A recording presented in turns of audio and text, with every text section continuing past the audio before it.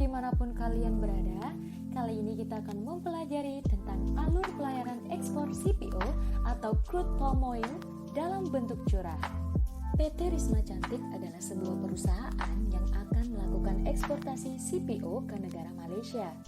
Ia pun bingung harus bagaimana karena baru pertama kali melakukannya.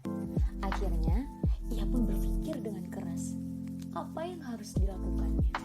Setelah berjam-jam berpikir, ia pun memutuskan untuk berkonsultasi ke Bea Cukai Tanjung Priuk yang kebetulan dekat dengan perusahaannya. Selamat siang Bu, saya perusahaan baru yang akan melakukan ekspor CPO dalam bentuk curah. Nah, saya belum dapat memastikan beratnya berapa jika nanti dimasukkan ke kapal. Jadi, mekanismenya bagaimana ya? Selamat siang Bu, baik, saya akan menjelaskan mekanismenya. Pelayanan ekspor CPO dalam bentuk curah dengan mekanisme pengawasan pemuatan dan pemeriksaan fisik sebelum PEB.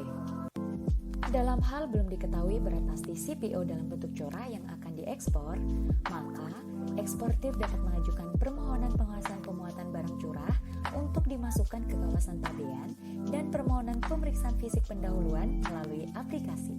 Selanjutnya, pejabat Bea Cukai akan melakukan pengawasan pemuatan dan pemeriksaan fisik sebelum pengajuan PEB.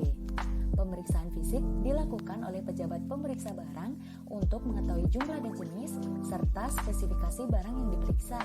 Tujuannya untuk mencegah adanya uraian barang yang tidak jelas, mencegah barang yang tidak diberitahukan, mencegah kesalahan pemberitahuan asal barang, mencegah pemasukan atau pengeluaran barang larangan dan pembatasan, serta menetapkan klasifikasi dan nilai pabean dengan benar.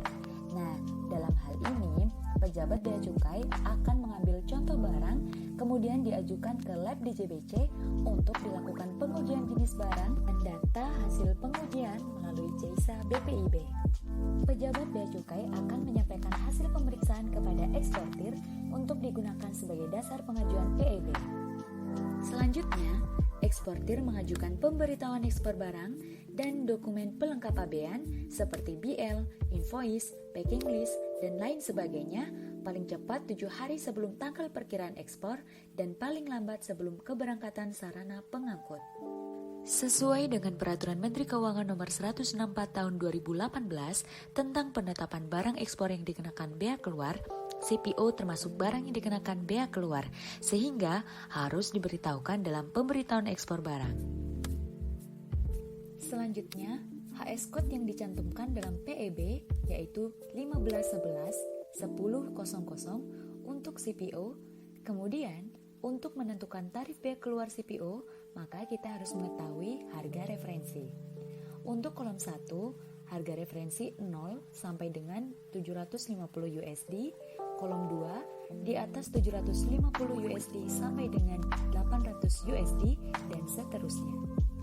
Setelah penyampaian PEB melalui SKP DJBC, apabila dokumen diterima lengkap, maka akan diterbitkan kode billing.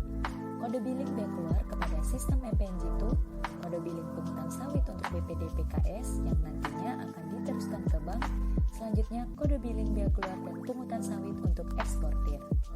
Apabila dokumen diterima tidak lengkap, maka akan terbit NPPD atau NPP. Eksportir wajib membayarkan bea keluar paling lambat saat PEB didaftarkan ke kantor pabean atau jika dalam 7 hari setelah NPPD tidak dilakukan pembayaran, maka terbit NPP. Selanjutnya, bank akan meneruskan informasi bukti bayar pungutan sawit kepada BPDP dan eksportir serta bukti bayar bea keluar kepada MPNG2 dan eksportir. BPDP KS dan sistem MPNG2 meneruskan informasi pembayaran kepada SKP DJBC.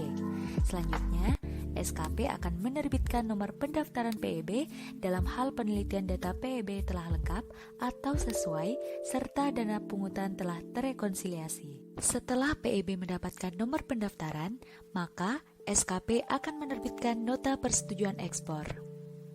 Selanjutnya, eksportir wajib menyerahkan outward manifest sebelum keberangkatan sarana pengangkut. PT Risma Cantik akhirnya mengikuti alur ekspor CPO dalam bentuk curah seperti yang dijelaskan oleh pegawai Bea Cukai sampai nota persetujuan ekspor diterbitkan dan kapal siap berangkat. Tiba-tiba, ia mendapatkan informasi bahwa kapal yang akan berangkat mengalami kerusakan berat sehingga batal berangkat. Ia pun bingung dan akhirnya memutuskan untuk berkonsultasi kembali untuk mencari solusinya. Dalam hal sarana pengangkut batal berangkat, eksportir dapat melakukan pembatalan ekspor. Eksportir wajib melaporkan pembatalan ekspor paling lama 3 hari kerja sejak tanggal perkiraan ekspor.